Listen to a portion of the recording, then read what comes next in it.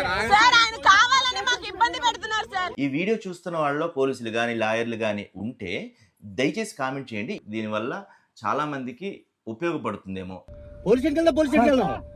అసలు మా తప్పు లేకుండా మేమేం చేయకుండా మా కారుని డ్యామేజ్ చేయడం ఎంతవరకు కరెక్ట్?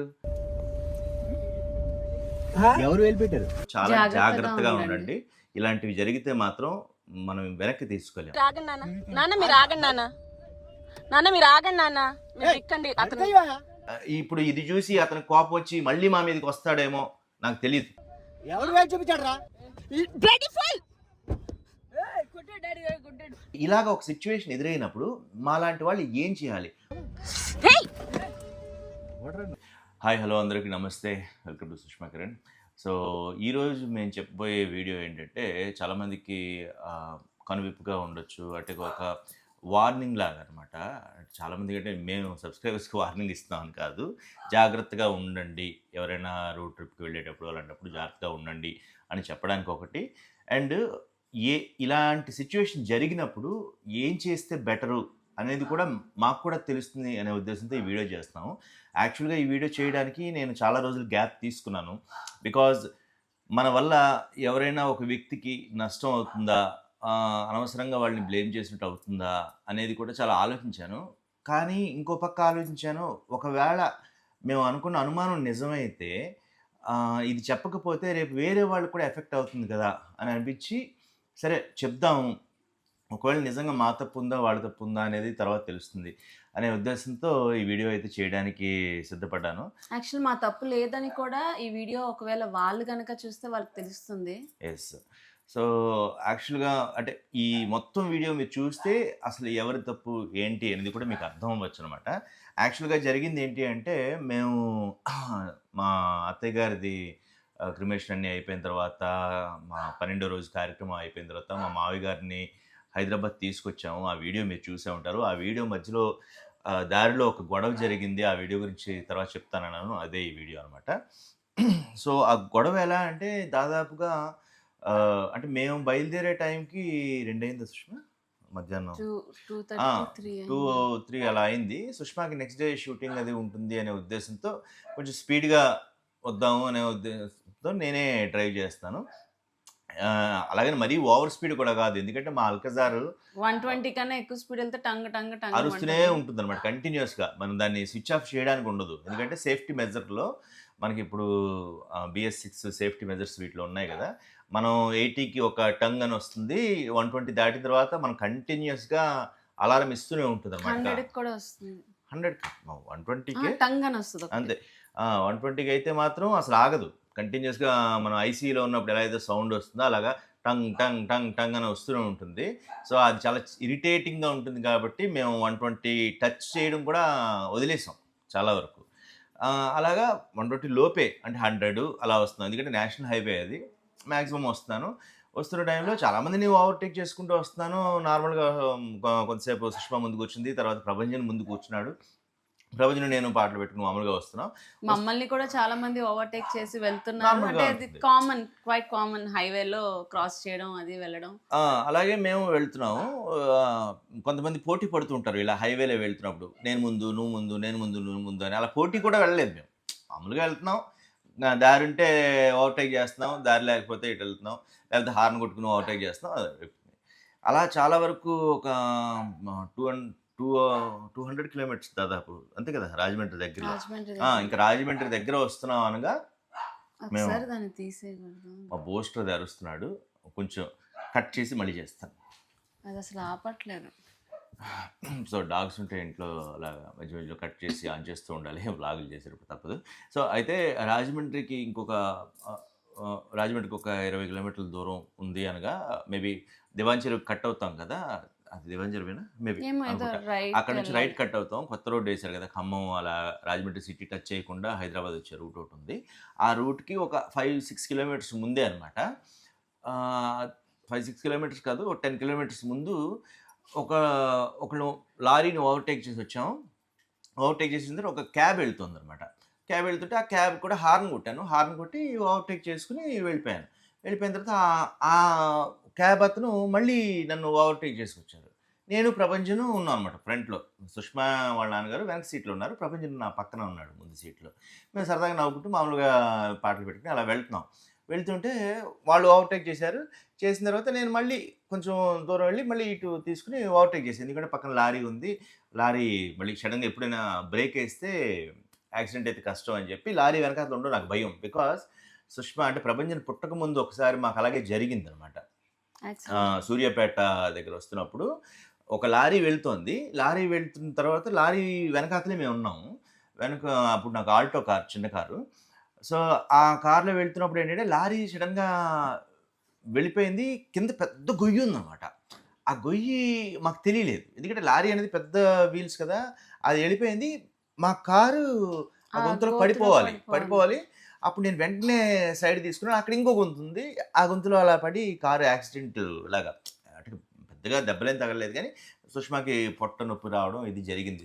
పైన కాకపోతే సీట్ బెల్ట్ పెట్టుకున్నాం కాబట్టి ఏమి జరగలేదు.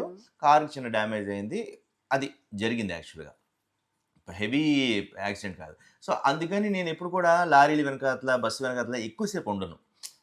సేఫ్టీ కాదు, బికాజ్ మనకు ముందేం వస్తుందో మనకు తెలియదు. వాళ్ళు సడన్ బ్రేక్ వేస్తే మనం గుద్దేస్తామని మ్యాక్సిమం పక్కకి ఉండాలి అని ప్రయత్నిస్తాను. అందుకని అతను ఓవర్టేక్ చేసి మళ్ళీ ముందుకు వెళ్ళడానికి ప్రయత్నించాను. ఓవర్టేక్ చేసిన తర్వాత వెంటనే మళ్ళీ ఓవర్టేక్ చేశారు. ఓహో, ఆడుకుంటున్నారేమో అని అనుకున్నా. మామూలుగా వస్తున్న తర్వాత మళ్ళీ దాటికెళ్ళిన తర్వాత ఈయన లెఫ్ట్ నుండి వస్తూ నా కార్కి అంటే అలకేసరికి దగ్గరికి వచ్చేస్తున్నాడు, మీదకి వచ్చేస్తున్నాడు. అంటే నేను అది 2 వెహికల్స్ వెళ్ళే ప్లేస్ అనమాట, నేషనల్ హైవే అయినప్పటికి కూడా. ఇటు పక్క డివైడర్ ఉంది, నేను డివైడర్ పక్కనే ఉన్నాను. ఇలా ముందుకు ఇలా వస్తున్నాడు. ఇలా వస్తుంటే అది కార్ తగిలేస్తుంది అన్నట్టు నేను ఇంకా రైట్కి వెళ్తున్నా. ఏమో తగిలేస్తుంది అని చెప్పి నేను ఒక స్టెప్ బ్రేక్ వేసుకుని స్లో అయిన తర్వాత ఇటు వచ్చాడు. వచ్చిన తర్వాత నేను మళ్ళీ ఇటు వచ్చి నేను అతని వైపు చూసి ఇలా అన్నా, ఏంటి అన్నట్టుగా అనేసి మామూలుగా సర్లే మనకేంటి అన్నట్టు వెళ్ళిపోగానే మళ్ళీ జమ్మని నన్ను ఓవర్టేక్ చేసుకుని వచ్చి అంటే నేను యూట్యూబ్ వైటీ కమ్యూనిటీ గైడ్లైన్స్ ప్రకారం చూపించలేదు తెలియదు కానీ మిడిల్ ఫింగర్ నాకు చూపిస్తున్నావు ఏంటన్నట్టుగా బయట చేయబెట్టి ఇలా అన్నాడు. నేను ప్రపంచం ఆశ్చర్యపోయాను, ఏంట్రా మనకి మిడిల్ ఫింగర్ చూపిస్తున్నాడు ఏంటి అని మేమిద్దరం మాట్లాడుకుంటున్నాం. సడన్గా బ్రేక్ వేసాడు. ఇంకొంచెం నేను బ్రేక్ అయిపోయింటే గుద్దేసేవాడిని. సో నేషనల్ హైవేలో నా కారు అడ్డంగా ఇలా పెట్టేసి దిగిపోయి దెబ్బ బాధేస్తున్నాడు. ఎవరు వెళ్ళిపెట్టారు? ఏంటి అడిగాం? నేను పెట్టి నువ్వు పెట్టావు. ఏది చెప్తున్నారు మాట్లాడుతున్నాను. అలాగే సార్, మేము ఏంటని అడిగాం సార్. హలో, దింపద్దు. ఏంటి?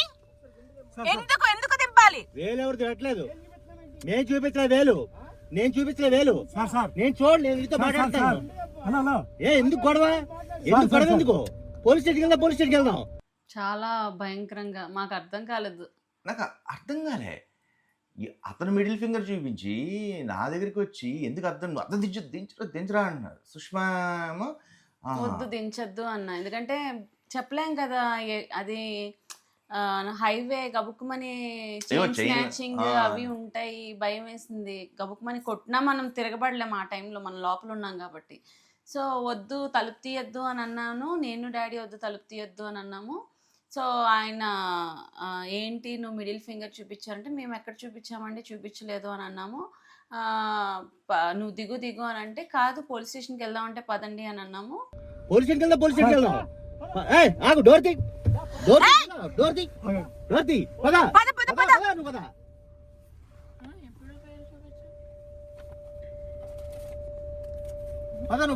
నేను దిగుతాను. ఆల్ నెంబర్ కూడా తీసు. నాన్న మీరు దిక్కండి. నాన్న మీరు దిక్కండి.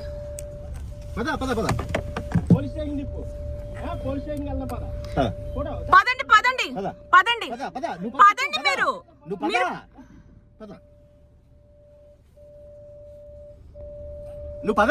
నువ్వు తిప్పురా.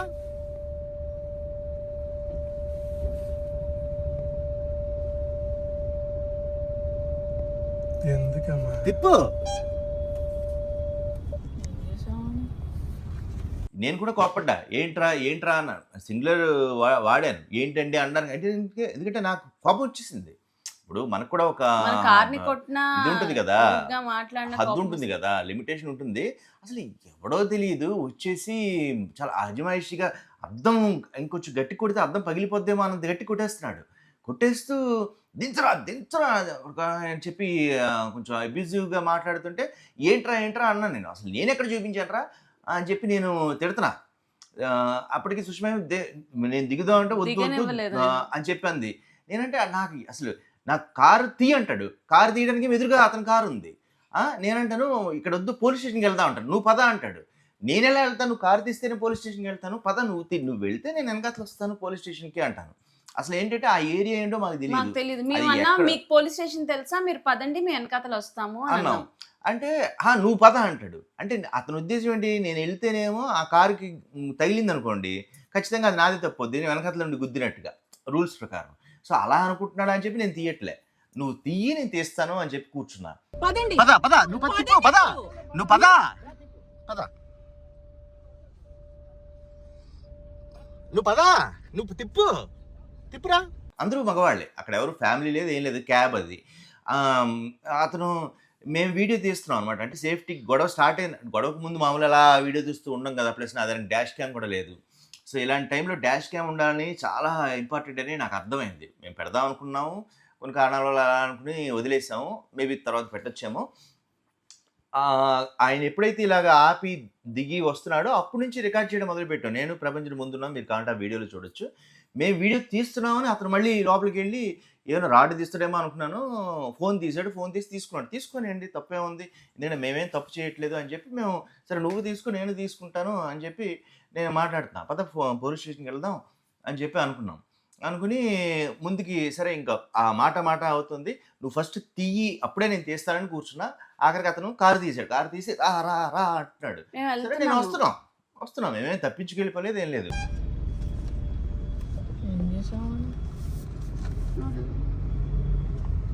ఎందుకు నాన్న? ఎక్కడ పోలీస్ స్టేషన్? నేను రైట్, నువ్వు ఫోన్ పక్కన పెట్టి నేను రికార్డ్ పట్టుకో. క్యాబ్ మళ్ళీ చూస్తే 100 కొట్టు. ఇక్కడ దగ్గరలో మనకి ఏరియా తెలియదు కదా పోలీస్ స్టేషన్. ఆయన కావాలని ప్లేస్ ఇవ్వకుండా కావాలి నేను నా బట్టికి వస్తాను కదా. డాడీ నాకు ప్లేస్ ఇవ్వట్లేదు అని ఇలా ఇవ్వట్లేదు అని చెప్పారు అంతే. డాడీ ఎక్కడ వేలు చూపించారా? అతనే కదా చూపించాడు. మిడిల్ ఫింగర్ చూపించాడు వచ్చి. వాడు చూపించి అంటాడు, మాట్లాడతాడు. పోలీస్ స్టేషన్ నియర్ బై అని కొట్టాలా? నెక్స్ట్ ఇంకో జంక్షన్ వచ్చింది. జంక్షన్ వచ్చినప్పుడు ఇటు లెఫ్ట్ స్ట్రైట్ జంక్షన్ అంటే తెలుసు కదా మీకు, ఒక లెఫ్ట్ ఉందన్నమాట. ఆ లెఫ్ట్ దగ్గరకు వచ్చినప్పుడు అతను ముందున్నాడని నేను అతను వెనకాతలు వెళ్తున్నాను. వెళ్ళగానే మళ్ళీ ఆపి ఇలా అంటున్నాడు, ఇటు వెళ్ళమంటున్నాడు. తీసుకోమంటున్నాడు. యూటర్న్ కాదు, లెఫ్ట్కి. అంటే ఇలా మేము వెళ్తున్నప్పుడు ఇటు లెఫ్ట్ ఉంది, అతను ముందుకు వెళ్ళాడు. ఆయన చేత్తో ఇలా అంటున్నాడు, ఇలా అంటే ఇటు వెళ్ళమని, ఇటు వెళ్ళమని. నేనంటాను నువ్వు వెళ్ళంటాను, నువ్వు వెళ్తే కదా నేను వెళ్తాను, ఎందుకంటే నాకు తెలీదు అటు వెళ్తే అది ఏమైనా తుప్పల్లోకి అంటే సైడ్ రూటో మరేమో తెలీదు. అటు వెళ్ళిన తర్వాత ఏమైనా మేమైతే పోలీస్ స్టేషన్కి వెళ్ళడానికి రెడీగా ఉన్నాం. ఎందుకంటే ఇప్పుడు నాతో పాటు మా అబ్బాయి ఉన్నాడు చిన్నోడు, మా మావయ్య గారు ఉన్నారు, ఆయన కూడా ఏజ్డ్ పర్సన్ సుష్మ. నేను ఒక్కడనే ఏదైనా కొంచెం ఫైట్ చేద్దామన్నా, ఏదైనా పోనీ దెబ్బలు తిన్నా సరే, 4 దెబ్బలు కొట్టాలన్నా సరే నేను ఒక్కడిని ప్రయత్నించగలను. ఇప్పుడు వీళ్ళకి తగిలితే మళ్ళీ నేనేం చేయగలను? అది కూడా ఆ సైడ్ రూట్లోకి వెళ్తే ఆ సైడ్ రూట్ ఏంటో తెలియదు. అందుకే నువ్వు వెళ్ళు నేను వస్తాను అని చెప్పి అనుకుంటా. అతను వెళ్ళకుండా మళ్ళీ నా టైర్కి తగిలేలా ఆపేసాడు.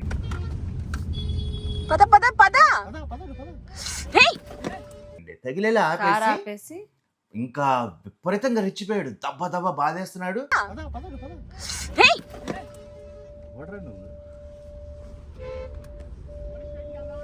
స్టేషన్కి వెళ్దాం పదా. పదండి, మాకు తెలియదు మీరు పదండి. అసలు నేషనల్ హైవే ట్రాఫిక్ జామ్ అయిపోతుంది వెనకాతల. వచ్చి కారు హ్యాండిల్ పట్టుకుని మామూలుగా కాదు, అది ఊడిపోద్దేమో అన్నట్టుగా బీభత్సంగా చేశాడు అనమాట. చేసరికి ఇంకా అందులోంచి ఒక 2-3 దిగారు. దిగి నేను ఏంటండి ఏం జరుగుతుందని అందరూ చూస్తుండగా వీడు ఎలాగే చేస్తున్నాడు. నేను అంటే వీడు అంటున్నానంటే నాకు అంత కోపం ఉంది కాబట్టి మన సింగులర్ వస్తుంది. పోనీ ఆయన అనుకున్నా ఎవరు అనుకున్నా ఆ వ్యక్తి అలాగే చేస్తున్నాడు. అందులో నుంచి ఓ ఇద్దరు దిగారు, దిగి అతన్ని కంట్రోల్ చేస్తున్నారు. నువ్వు తీయవయ్యా, నువ్వు తీయవయ్యా, నువ్వు అడ్డం పెట్టి ఎలా తెస్తాను? నువ్వు బండి అడ్డం పెడితే ఎలా తెస్తాను? నువ్వు బండి అడ్డం పెడితే ఎలా తెస్తాను? అవును, తిప్పు. పదండి. బండి తిప్పు.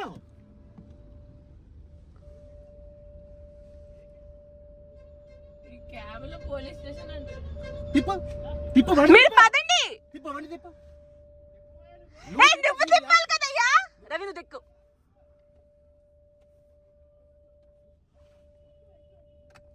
నాన్న మీరు ఆగండి నాన్న. నాన్న మీరు ఆగండి నాన్న. నాన్న మీరు ఆగండి నాన్న. మీరు దిక్కండి. అతను అయ్యా, ఎవడు వేలు చూపించాడు రా? ఎవడు చూపించాడు రా? వదిలేద్దాం, వద్దు వద్దు నీదే తప్పు ఏమంటారు, మొత్తానికి కంట్రోల్ చేస్తున్నారు. కంట్రోల్ మీరు వెళ్ళిపోండి, మీరు వెళ్ళిపోండి మమ్మల్ని అని మమ్మల్ని వెళ్ళిపోమన్నారు. అంటున్నారు.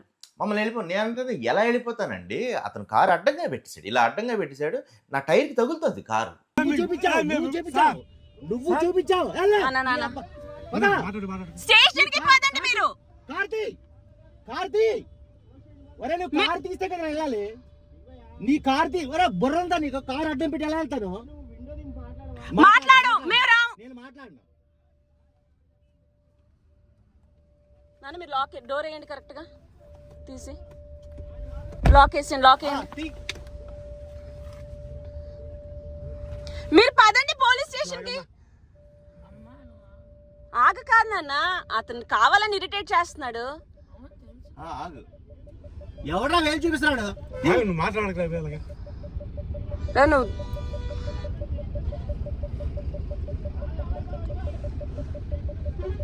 పదండి పదండి పదండి, మేము వస్తాం. పదండి పదండి మీరు. ఆ డోర్ అది. నేను ముందుకెళ్తే ఖచ్చితంగా వాళ్ళ కారు గుద్దినట్టు అయిపోద్ది. అయితే ఖచ్చితంగా నేను తప్పు చేసిన వాడిని అవుతాను, ప్లస్ నేను రిపేర్కి కట్టాల్సిన వాడిని అవుతాను, బాధ్యుడిని అవుతాను. సో అందుకని అతను తీయకుండా ఎలా వెళ్తానో అంటాను నేను. అతను మొత్తానికి ఏంటంటే మీరు వెళ్ళిపోండి అతన్ని పట్టుకుని గుంజి కొంచెం ఇద్దరు పట్టుకున్నారు, అయినా ఆగట్లేదు. మొత్తానికి లాగారు వెనక్కి లాగి నేను కొంచెం రివర్స్ తీసుకుని కొంచెం కట్ చేసి దాటుకుని వెళ్ళిపోయారు. సరే మనకెందుకు గొడవ, ఇంకా వెళ్తున్నాం. వెళ్ళిపోవడానికి ప్రయత్నించాను, ఎగిరెగిరి తన్నారు. నాకైతే చాలా కోపం. నేను మీకు చూపిస్తాను, అది వీలైతే ఆ వీడియో తీయడానికి చూపిస్తాను, ఫోటో కానీ పేస్ట్ చేయడానికి. అది తగలగానే ఇంకా సుష్మాకి కోపం వచ్చింది. మాకేం భయం లేదు, మేము వస్తాం. పద పద పద పద. ఈ ప్లాన్ ఏంటంటే తిప్పు, నువ్వు తిప్పురా.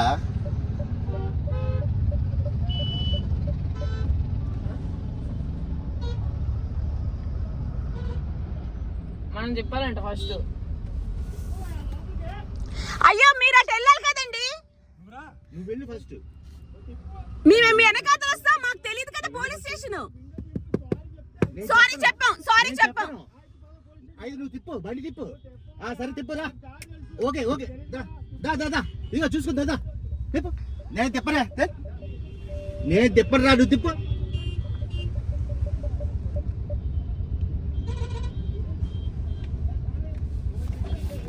ఏమన్నా దెక్కు.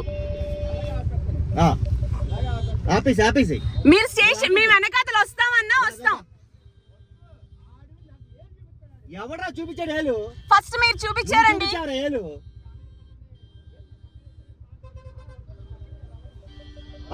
నీకుందరా రాయ్.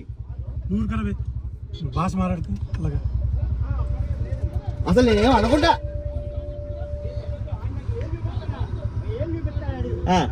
ఓకే బండి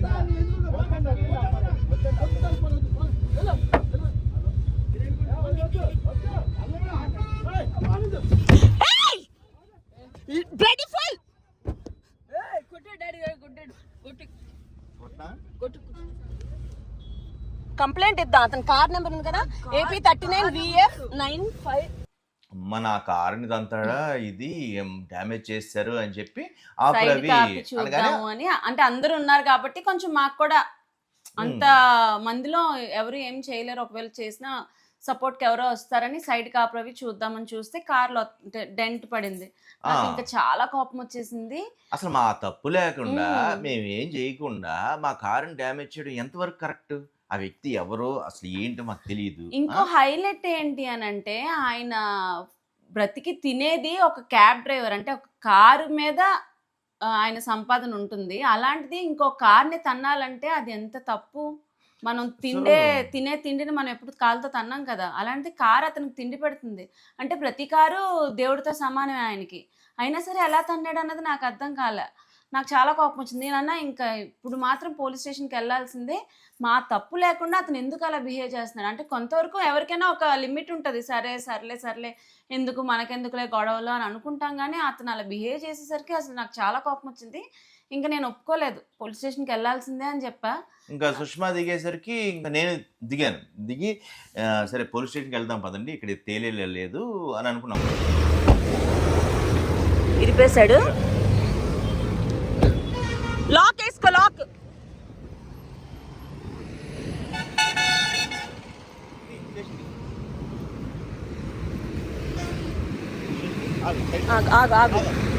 ఆగండి. మీరు కారాలు ఎందుకు?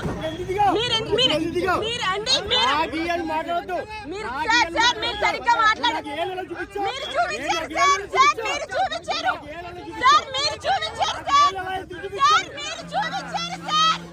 మీరు చూపించారు ఫస్ట్. సార్ మాకు మేము వెళ్తుంటే కూడా మమ్మల్ని ఫోన్ చేయండి సార్.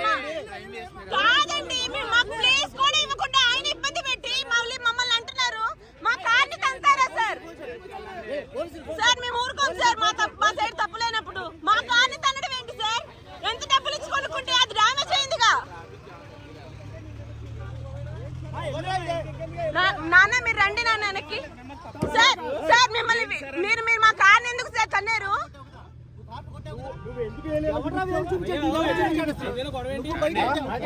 సార్ ఆయన కావాలని మాకు ఇబ్బంది పెడుతున్నారు సార్, ప్లేస్ కూడా ఇవ్వకుండా. నాన్న మీరు కూల్ గా ఉండండి. సార్ ప్లీజ్ నాన్న మీరు రండి నాన్న. సార్ మీరు రూడ్ గా బిహేవ్ చేశారు సార్.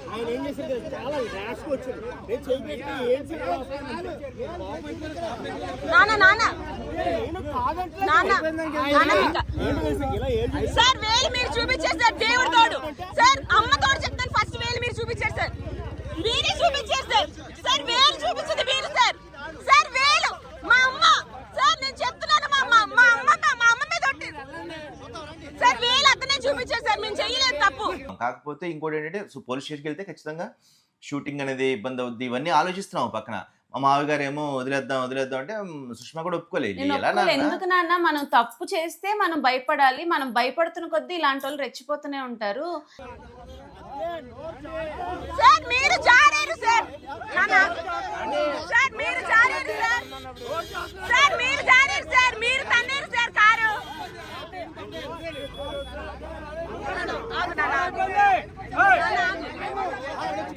సార్ కారు తన్నారు సార్. మా కారు ఎందుకు సార్ తనడం?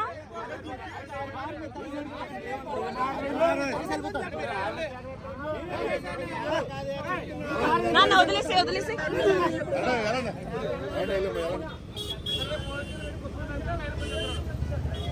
మాకు ఎక్కడ కొట్టిందంటే అది ఒక పబ్లిక్ ప్లేసు, అలా పట్టపగలు రాత్రి కూడా కాదు. అలాంటి టైంలో ఇలా జరిగినప్పుడు మాకు ఎక్కడ డౌట్ వచ్చిందంటే ఇదేదో కావాలని ప్లాన్డ్గా చేసిన ఫైట్ ఏమో. అంటే కొన్నిసార్లు ఈగోతో జరుగుతుంది. నాకన్నా ముందు వెళ్ళిపోయాడు, వాడిని తిట్టాలి అని చెప్పి కొందరు అవుతారు. అది కూడా తప్పే. అది దాని గురించి మనం తర్వాత మాట్లాడదాం. ఒకవేళ వీళ్ళే కనుక ఏ చైన్ స్నాచర్సో లేకపోతే దోపిడీ దొంగలో ఇంకొకళ్ళు అయితే ఇలాంటి ఫ్యామిలీ ఒకటి వస్తున్నప్పుడు ఆ ఫ్యామిలీ మీద అజమాయిషి చెలాయిస్తే ఖచ్చితంగా వాళ్ళ దగ్గర ఉన్న డబ్బులు ఆపుకుంటే ఎలాగా అని చెప్పి మాకు ఆ డౌట్ కూడా వచ్చి సరే పోలీస్ స్టేషన్కి వెళ్దామని అనుకున్నాం. ఎందుకంటే ఆ ఇన్సిడెంటే కదా. మనం చెప్పకపోతే రేపు ఎవరికైనా అది జరగచ్చు. ఎవరో ఒక 6 వచ్చి ఇలాగ అడ్డంగా పెడితే మేము ఎంతవరకు ఫైట్ చేయగలం అంతవరకు ఫైట్ చేద్దామని డిసైడ్ అయ్యాం. కాబట్టి సుష్మా కూడా పర్వాలేదు అంది కాబట్టి నేను మాట్లాడగలిగా. లేదు రవి అమ్మో అయ్యో ఇచ్చేద్దాం రవి ఏదో అంటే ఉన్నవేవో ఆ ఉంగరం తీసుకుని నోరు మూసుకుని సారీ అని చెప్పేసి వచ్చేస్తాం. కరెక్టే. కానీ రేపు ఏంటి పరిస్థితి వేరే వాళ్ళది తెలియదు కదా. ఎంతోమంది కష్టాల్లో ఉండొచ్చు. మేమే ఉన్న సిచ్యువేషన్ వేరు. ఒక పక్క అత్తయ్య గారు చనిపోయిన సిచ్యువేషను, దాని నుంచి ఈయన్ని ఎలాగైనా కోపప్ చేద్దామని తీసుకొస్తున్న టైంలో అసలు నాకు అర్థం కాలే. నేనేం తప్పు చేశాను, ఎందుకు కొట్టాడు, అసలు ఏంటి అని మొత్తానికి అడగడం మొదలుపెట్టా గట్టిగా. గట్టిగా నేను కూడా వాయిస్ రేజ్ చేశా. నేను నీ అబ్బా ఇది అన్నట్టుగా ఒక 2, 3 మాటలు అన్నా. బూతులు అనలేదు. బట్ సాధారణంగా మనం కోపం వస్తే వచ్చే మాటలు ఉంటాయి కదా, అదే అన్నాను. నేను అనలేదని కూడా అన్నాను. అయితే ఎందుకు అనాల్సి వచ్చిందంటే వాడు నీ బావేవుడు అన్నట్టుగా కొంచెం బ్యాడ్గా మాట్లాడాడు. మా మావయ్య గారిదికి అది వదిలేండి అంటే, అది కాదండి వాడిది తప్పండి, ఇదండి ఏదండి అన్నాడు. నేను అన్నాను మా మావయ్య గారి దగ్గరికి వెళ్ళి, మావయ్య గారు ఫస్ట్ మీరు కారు దగ్గర ఉండండి. నా డౌట్ ఏంటంటే ఇలా గొడవ పెట్టి కొందరు అంటారు కదా, కింద పర్స్ పడేసి ఇదిగో 50 రూపాయలు దొరికిందని చెప్పి అటు నుంచి 5 లక్షలు తీసేసుకుంటారు అంటారు కదా, అలాగా నా డౌట్ ఇక్కడ ఏమైనా మనల్ని ఇలా గొడవ పెడుతూ అక్కడ ఏమైనా కారులోంచి ఏమైనా దొంగతనం చేస్తారేమో అని డౌట్ వచ్చి, ప్రభంజన్ ఒక్కడే ఉన్నాడండి వెళ్ళండి అంటే మా మావయ్య గారు ఇంకా కారు దగ్గరికి వెళ్ళిపోయి నేను సుష్మాయే వాగ్వాదం ఆర్గ్యుమెంట్కి వచ్చాం. వచ్చిన తర్వాత జనాలు వచ్చారు. ఇదిగో లొత్త పడింది కదా, నా డ్యామేజ్ డబ్బులు ఇమ్మని చెప్పండి, నేను ఒప్పుకోను. నా కార్ అది సార్, నా కార్ డ్యామేజ్ అయ్యింది సార్, నా కార్ డ్యామేజ్ అయ్యింది సార్. సార్ మీరు పోలీస్ స్టేషన్కి పోతాడు ఇప్పుడు, నా కార్ డ్యామేజ్ అయ్యింది, మీరు తన్నడం కూడా ప్రూఫ్ ఉంది.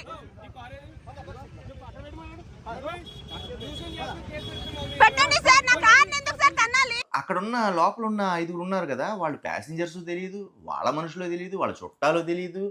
ఒకసారేమో అతను తప్పు అంటారు, వాళ్ళే అతను ఆపి మమ్మల్ని వెళ్ళిపోమన్నారు. మళ్ళీ నేను ఆర్గ్యుమెంట్కి వెళ్తే నీదే తప్పు అని నాతో అంటున్నారు. ఇదేంటి ఇలా మ్యానిపులేషన్ ఏంటి నాకు అర్థం కాలే.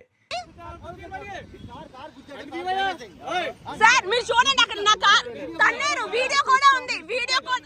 సార్ కార్ తన్నేరు సార్, కార్ తన్నేరు సార్, తన్నేరు సార్, మా కార్ తన్నాల్సిన అవసరమే ఉంది సార్. మీదకి వస్తున్నాడు అంటే నేను చేయి చేసుకుంటే తప్పు నాది అవుద్ది కాబట్టి అతను చేయి చేసుకోవట్లేదు, అతను చేయి చేసుకుంటేనే అతను తప్పు అవుతుంది, నేను చేయి చేసుకోవట్లేదు. ఎందుకంటే అలాంటి ఆర్గ్యుమెంట్, హీటెడ్ ఆర్గ్యుమెంట్లు ఏమవుద్దంటే కొన్నిసార్లు మనం సహనం కోల్పోతాం, ఎక్కడో దగ్గర చేయి చేసేసుకుంటాం. సార్ మా కార్ తన్నడం తప్పు సార్, అది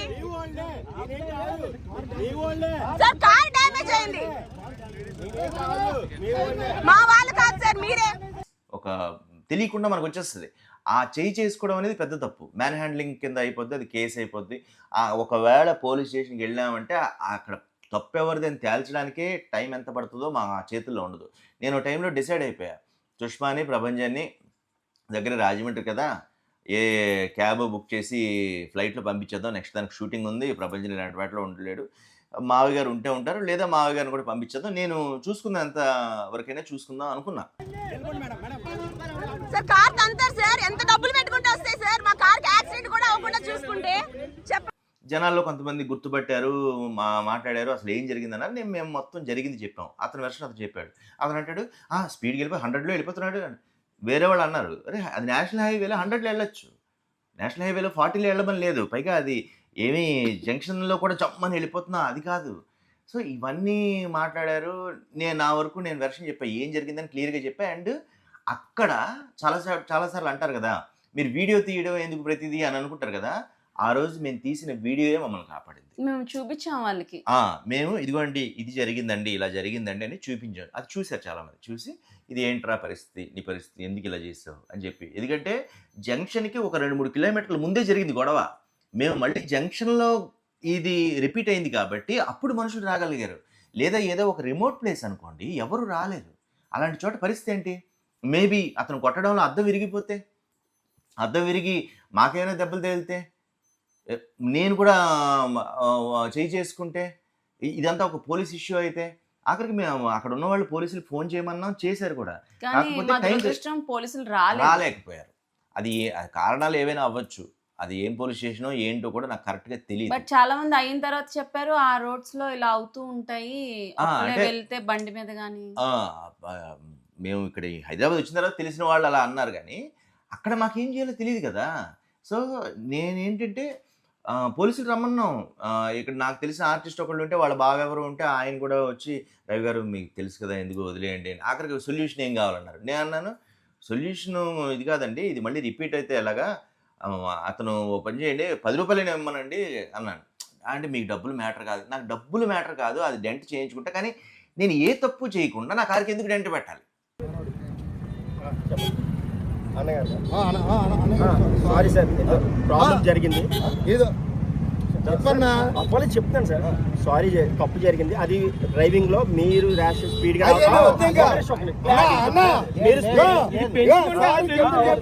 అంటే ఎలా అంటే వాళ్ళ మనుషులు పిలుస్తాడు, పిలవమని కూడా చెప్పాం. మేము డిసైడ్ అయిపోయాం మేము రెడీ అయ్యాం, ఎందుకంటే మా తప్పు లేనప్పుడు మేము ఎంతకైనా ఫైట్ చేయడానికి రెడీ. బికాస్ మనం ఫైట్ చేయగలిగే సమర్థత ఉన్నప్పుడు ఫైట్ చేస్తే రేపు ఎవరికైనా ఇలాంటి సిచ్యువేషన్ నుండి బయటపడేసే వాళ్ళం అవుతామేమో అని ప్రయత్నించాం. కాకపోతే జనాలు చాలామంది ఏం చెప్పారంటే, మీరు దూరం వెళ్ళాలి, ముందు వెళ్ళండి, మీ సిచ్యువేషన్లో ఇది కరెక్ట్ కాదు, ఇప్పుడు పోలీసులు కేసులు ఇది కరెక్ట్ కాదు, మీరు వెళ్ళండి అని చెప్పి ముందైతే అక్కడ నుంచి పంపించారు. అతని చేత సారీ చెప్పించారు.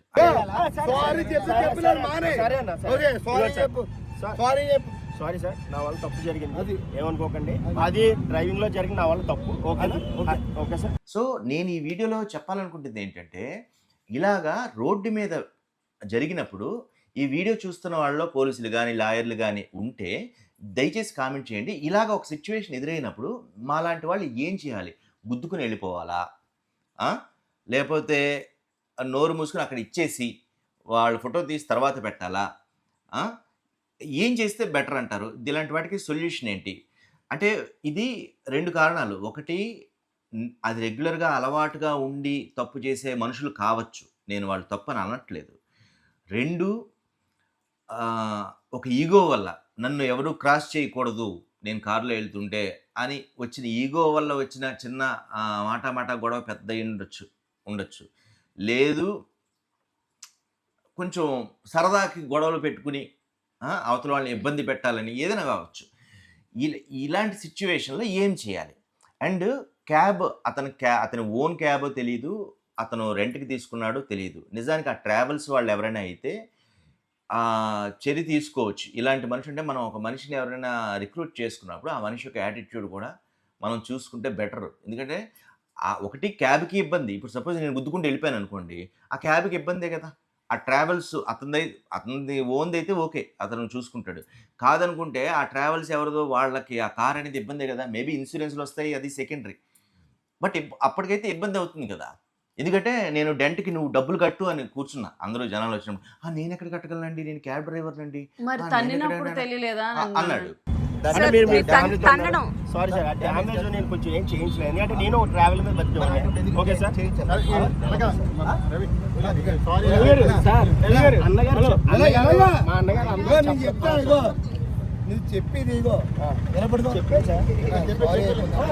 కానీ మీరు అలాగా అందరితో బిహేవ్ చేయకూడదండి అనుకుంటే అక్కడ చుట్టుపక్కల వాళ్ళు మాత్రం లేదండి రవి గారు ఇది అనవసరం అని చెప్పి వాడిని చాలా తిట్టారు. మేము లాక్కొట్టి సారీ చెప్తే ఎలా ఉంటుంది సార్? మీ కార్ని మేము తన్నేసి వెళ్ళిపోమా? మీ వాళ్ళ కార్ని తన్నేసి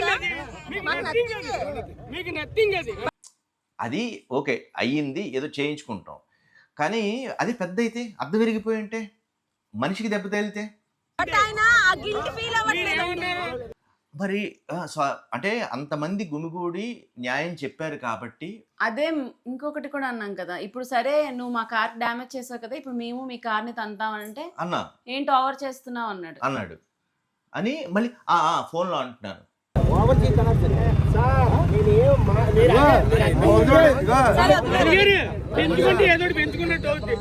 ఆయన సారీ చెప్పడం కూడా వీడియో రికార్డ్ చేసుకున్నాం. ఎందుకు రికార్డ్ చేసుకున్నాం అంటే, నిజానికి అతను నిజంగా తప్పు లేనప్పుడు ఎందుకు సారీ చెప్పాలి? సారీ చెప్పిన వ్యక్తి ఈరోజు ఆ డెంట్ని వెనక్కి తీయగలడా, ఆ డ్యామేజ్ని తీయగలడా? అండ్ మేము దానివల్ల ఒక 1 అవర్ ఇదయ్యాం, 1-2 అవర్స్ నాకు కరెక్ట్ క్యాలిక్యులేట్ చేయలేదు. దానివల్ల మాకు వచ్చిన నిద్ర, మేము టైంకి రావాలి ఇక్కడికి హైదరాబాద్కి, నిద్రలో కళ్ళు ఇలా అనుకుంటూ వచ్చాం. ఎందుకంటే మధ్యలో ఆగడానికి లేదు.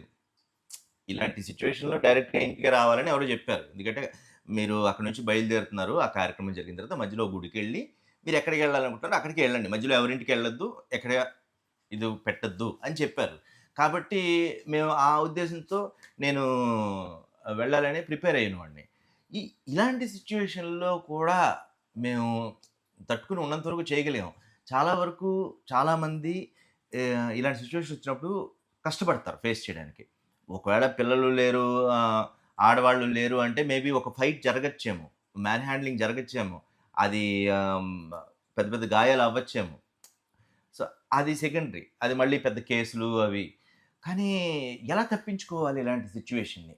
సో మీకు తెలిస్తే సొల్యూషను మంచి మంచి లాయర్స్ అవ్వచ్చు, మీ ఇంట్లో అంటే ఆడవాళ్ళు చూస్తుంటే వాళ్ళ భర్తలో, వాళ్ళకి తెలిసిన వాళ్ళు ఎవరైనా మంచి పొజిషన్లో ఇలాంటివి డీల్ చేసే పొజిషన్లో ఉండొచ్చు. కాబట్టి వాళ్ళని అడిగైనా సరే కామెంట్ పెట్టండి. దాన్ని బట్టి మాకు తెలుస్తుంది. బికాజ్ మేము అప్పుడప్పుడు రోడ్ ట్రిప్లు వెళ్తుంటాం. ఇప్పుడు ఇది చూసి అతనికి కోపం వచ్చి మళ్ళీ మా మీదకి వస్తాడేమో నాకు తెలియదు. సరే చూసుకుందాం. కానీ ఎందుకంటే రవి ఎప్పుడు ఒక్కదాన్ని వెళ్ళొద్దు అని అంటే ఏమైపోతుంది అన్నాను. ఈ సిచ్యువేషన్ చూసాక అమ్మో ఒక్కదాన్ని ఎప్పుడైనా అంటే ఇలా ట్రావెల్ చేయాలి అని అంటే భయమే కదా, ఇలాంటి మనుషులు వస్తే. ఆ, ఆయన కోపం చూసే భయం వేసింది నాకు. అంటే అసలు ఆగట్లేదు అనమాట. నేను నిజంగా మనం వీడియో పెడితే అతను ఏమైనా ఇది చేసినట్టు అవుద్దేమో పాపం అని అనుకున్నాం. అవమానించినట్టు అవుతుందేమో అని అనుకున్నాం, అను- కానీ తెలియాలి చెప్పకపోతే కదా. ఎలాగా, చెప్పకపోతే ఎలాగా? నిజంగా ఆయన్ని ఇది చేసినట్టు అయితే, నాదే తప్పు అయితే మరి అతను అలాగ చేయకూడదు కదా. ఆ? మరి అలాగే నిజంగా నా తప్పు ఉంటే అతను సారీ చెప్పకూడదు కదా. అక్కడ ప్లస్ జనాలు ఇంకోటి ఏంటంటే, నా వరకు నాకు తెలిసిన సొల్యూషన్ ఏంటంటే, ఇలాంటి సిచ్యువేషన్ ఏదైనా అయితే, మీరు కనుక రోడ్ ట్రిప్లో ఉన్నప్పుడు ఇలాంటి సిచ్యువేషన్ అయితే ఎక్కడ కూడా ఆపద్దు. గుద్దుకుని వెళ్ళిపోయి జనాలు ఉన్న ప్లేస్లో ఆపండి. ఆ జనాలే న్యాయం చెప్తారు. మీ తప్పు ఉందనుకోండి, శిక్షణ అనిపించండి. నిజంగా నేను డిసైడ్ అయ్యా, నా తప్పు ఉంటే నేను ఆ రోజు జైల్లోకైనా వెళ్తా. నా తప్పు ఉంటే నేను నార్మల్గా వస్తున్నాను, నేనేమి అతనికి హార్మ్ చేయలేదు, ఒక స్క్రాచ్ చేయలేదు, నేనేమి అతని మీదకి వెళ్ళలేదు. అతని మీదకి వచ్చేసి అతను చేసి ఇలాగా నన్ను ఒక ఇరకాటంలో పెట్టేసి, ఎంత క్రిటికల్ సిచ్యువేషను. ఒక పక్క మెంటల్గా స్ట్రెస్, మెంటల్గా టైం వేస్ట్. వీళ్ళందరూ ఏడుస్తూ అసలు మీకు తెలుసు ఆ మూడ్ ఎలా ఉంటుందనేది. ఒక మనిషి మనకు దూరం అయిన తర్వాత అది అంత త్వరగా అయిపోయేది కాదు ఆ మెమరీస్ అనేది. అలాంటి దాని నుంచి మేము ఆ ప్లేస్ నుంచి తీసుకొస్తూ వాళ్ళని కోపప్ చేయడానికి నేను ఎంతవరకు ప్రయత్నిస్తూ ఉంటే, ఆ స్ట్రెస్లో ఉంటే మాకు సరిగ్గా నిద్రలు లేవు, ఏం లేవు. ఇలాంటి టైంలో ఇది జరిగింది. నార్మల్ టైంలో జరిగినా అది కష్టమే, కానీ మేమేం చేయాలో తెలియని పరిస్థితి. కాబట్టి ఈ వీడియో యొక్క మెయిన్ ఇదేంటంటే, ఒకటి నాకు తెలిసిన సొల్యూషన్ ఏంటంటే, ఎప్పుడైనా జనాల దగ్గరికి వెళ్ళిపోండి, వాళ్ళతోనే సొల్యూషన్ తీసుకోండి. దయచేసి మీరు ఏమైనా ఇలాంటి సిచ్యువేషన్ ఎదురైతే కాంప్రమైజ్ అయిపోవద్దు. మరి ఏం చేయాలండి? అంటే మా ఒకవేళ దగ్గర మీ తప్పు ఉంటే మీరు సారీ చెప్పినా తప్పులేదు, సారీ కానీ మన చెప్పాలి. తప్పు లేనప్పుడు మనం సారీ మన తప్పు చెప్పక్కర్లేదు. ఉంటే కంపల్సరీగా సారీ చెప్పాలి. అండ్ ఈ ఈగోకి మాత్రం వెళ్ళొద్దు. ఎప్పుడు కూడా ఒకళ్ళెవరో దాటారు, ఓవర్టేక్ చేశారు, ఇంకోళ్ళు ఓవర్టేక్ చేశారు, వదిలేయండి, వెళ్తే వెళ్ళారు, ఓకే. మేము మామూలుగా అలాగే వెళ్తాం. నేను ఆ లారీ ఉండకపోతే నేను నార్మల్గా వెళ్ళేవాడిని. అప్పటికి నేను నార్మల్గా వెళ్తుంటే మీదే వచ్చారు. సో ఆ ఈగో అనేది కరెక్ట్ కాదు. కొంతవరకు ఏదో సరదాగా ఆటకి అలా చేసుకుని వెళ్ళిపోవచ్చు. కానీ ఇది అతను అన్నాడు, నాకు మిడిల్ ఫింగర్ చూపించాడండి అని. ఆ పక్కన ఎక్కడ? ఇంకోటి అన్నాడు, ఎక్కడ? పిల్ల నేను అన్నాను, నా పక్కన నా కొడుకున్నాడండి, మా అబ్బాయి ఉండగా మా అబ్బాయికి నేను అలా మిడిల్ ఫింగర్ చూపించడం అది చేస్తే వాడికి నేను ఏవి నేర్పించినట్టు? రేపు వాడు నేర్చుకుంటాడు కదా, అలా ఎందుకు చేస్తాం? అసలు అసలు ఆ మా culture టైపే అది కాదు, మా కల్చర్ అదే కాదు. నేను అన్నాను, అది నేను ఇలా అన్నాను, మేబీ నీకు ఆ వేలు అలా అనిపించిందా ఏంటి? ఇలా అన్నారు, ఇలా. ఏంటి అన్నా. మీరు నా చాలా వీడియోస్లో చూడొచ్చు, నేను ఇలాగే వాడతాను. మీరు నా హ్యాండ్ మూమెంట్స్ అవి ఇలాగే ఉంటాయి. అది చాలా మన సబ్స్క్రైబర్స్ అందరికీ తెలిసే ఉంటుంది. నేను ఈవెన్ యాక్ట్ చేస్తున్నప్పుడు కూడా యాక్టింగ్ కూడా ఇది ఉంటుంది నార్మల్గా. మరి అతనికి ఎలా కనిపించిందో ఏమో నేను అడిగింది ఏంటంటే, అతను పక్కకు వచ్చి ఏంటి అన్నాను, అంటే మీద ఎందుకు వస్తున్నావు అన్నాను అని అది obviously ఏంటి అని ఎవరైనా అడుగుతారు కదా. అడుగుతారు. దాన్ని పట్టుకుని చూసుకోవా అని కూడా అంటాం మనం, అసలు సరిగ్గా ట్రై దాన్ని పట్టుకుని ఇంత సిచ్యువేషన్ని క్రియేట్ చేసి ఒక ఇబ్బందులు పెట్టేశాడండి. ఈ వీడియో ఆ ట్రావెల్స్ వాళ్ళు కనుక చూస్తే మీరు చర్య తీసుకోండి. ఆయన ఉద్యోగం ఓకే. తీసేయమని అనం కానీ ఆయనకి వార్నింగ్ అయితే ఇవ్వండి, అలా బిహేవ్ చేయకూడదని అయితే చెప్పండి. ఆయన ఓకే, అతను తప్పు ఒప్పుకున్నాడు. ఇంకెప్పుడు ఇలాంటి వాళ్ళని ఎంకరేజ్ చేయకూడదు. ఒకవేళ మన సబ్స్క్రైబర్స్ కానీ ఎవరికైనా ఆ కుటుంబ సభ్యుల తాలూకు వాళ్ళు ఉంటే దయచేసి చెప్పండి, వేరే వాళ్ళని ఇబ్బంది పెట్టద్దని చెప్పండి. మాది అయిపోయింది, ఓకే. వేరే వాళ్ళని దయచేసి ఇబ్బంది పెట్టద్దు. మేము మీకు ఇబ్బంది పెట్టాలని కాదు, ఇంకొక వ్యక్తికి ఇబ్బంది పెట్టాలని కాదు. ఎందుకంటే ఇక్కడ ఒక మనిషి గురించి చెప్పాలా, లేదా మిగతా వాళ్ళందరినీ కాపాడాలా? కాపాడడం అంటే నేను ఏదో దేవుడిగా కాపాడేవాడు కాదు, ఒక హింట్ అంటే ఒక ప్రికాషన్ ఇవ్వాలా, ఇలాంటి సిచ్యువేషన్ వచ్చినప్పుడు ఏం చేయాలి అనే ప్రికాషన్ ఇవ్వాలా అని అన్నప్పుడు ఒక మనిషి ఎక్కువ మంది మనుషులు అన్నప్పుడు నాకు ఎక్కువ మంది మనుషులకి ప్రికాషన్ ఇవ్వడమే మంచిది అనిపించి ఈ వీడియో చేస్తున్నా. అంతే తప్పితే ఒక మనిషిని ఏదో ఇదని కాదు. పైగా తప్పు చేశారు కాబట్టి నేను ఆ వ్యక్తి గురించి చెప్తున్నా. నిజంగా తప్పు చేయకపోతే అప్పుడు ఎందుకు ఒప్పుకున్నట్టు అది కూడా చెప్పండి. రెండు ఇందాక అడిగినట్టుగానే సొల్యూషన్ మీకు ఏమైనా తెలిస్తే, మీకు తెలిసిన వాళ్ళకి తెలిసినా దయచేసి చెప్పండి. దీనివల్ల చాలామందికి ఉపయోగపడుతుందేమో. అండ్ రోడ్ ట్రిప్స్కి వెళ్తున్నప్పుడు చాలా జాగ్రత్తగా ఉండండి. ఇలాంటివి జరిగితే మాత్రం మనం వెనక్కి తీసుకోలేం. సో అర్థం చేసుకుంటారని అనుకుంటున్నాను. మా బాధను అర్థం చేసుకుని దాన్ని బట్టి మీరు ఏదైనా సొల్యూషన్ ఇస్తారా, లేకపోతే మేము చేయడం కరెక్ట్ కాదు జాగ్రత్తగా ఉండండి అంతే. ఇలాంటి వాళ్ళు చాలా మంది ఉండొచ్చేమో. So be careful. అంటే ఒక అవేర్నెస్ కోసమే మీకు కూడా ఇలాంటి సిచ్యువేషన్ ఏమైనా ఎదురైతే కామెంట్లో పెట్టండి. ఏ ఏరియాల్లో కొన్ని ఏరియాల్లో అంటే ఒకప్పుడు అనేవారు షిరిడి వెళ్ళేటప్పుడు గుడ్లతో కొడతారని, దొంగతనాలు ఇలా అవుతాయని, కొన్ని ఏరియాస్ లో జరుగుతాయని విన్నాం. అది విన్న తర్వాత మేము రోడ్ ట్రిప్ వెళ్ళడం మానేసాం షిరిడి వైపు. ఎందుకు రిస్క్ ఎందుకు అని చెప్పి. అలాగే ఎలాంటి ఏరియాస్లో ఇలాంటి సిచ్యువేషన్స్ ఎదురయ్యి ఉంటాయో ఇలాంటివి అయితే వీలైతే కామెంట్లో పెట్టండి. మరి ఇప్పటికే చాలా ఎక్కువ చెప్పేశాను. సో మరో వీడియోలో మళ్ళీ కలుద్దాము. ఇది అవేర్నెస్ వీడియోగా తీసుకుంటారని అనుకుంటున్నాను. థ్యాంక్స్ ఫర్ అండర్స్టాండింగ్ ముందే చెప్తున్నాను. ఎవరికైనా బాధ పెట్టుంటే క్షమించండి. మరో వీడియోలో మళ్ళీ కలుద్దాం. బాయ్. Thank you.